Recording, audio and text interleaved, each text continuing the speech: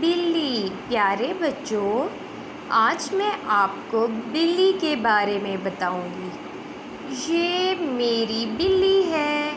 कुछ बच्चों को बिल्ली से बहुत प्यार होता है क्योंकि बच्चे बिल्ली बहुत पसंद करते हैं। चलें, अब आप मुझे बताएं इसका नाम क्या रखें। इसका नाम रखते हैं मानो।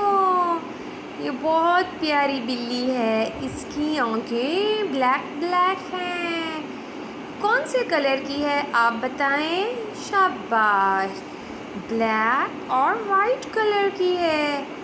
इसके 2 कान हैं। ये देखें, प्यारे से कान, छोटी छोटी चूनी सी आंखें हैं इसकी। ये दूध पीती है। इसका नाम मानो है। मानो दूध पीती है। मानो प्यारी बिल्ली है। मानो का कौन सा रंग है।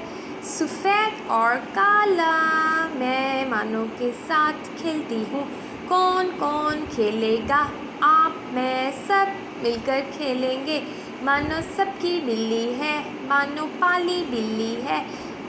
ये किसकी बिल्ली है। मेरी और आपकी। इसका क्या नाम है। मानो। वेरी गुड, शाबाश। मानो मेरी बिल्ली है। मानो पॉली पॉली बिल्ली है। मानो कैसी आवाज़ निकालती है। म्याऊ म्याऊ म्याऊ म्याऊ। अब आप बोले। Very good. म्याऊ म्याऊ म्याऊ। मानो मानो मानो।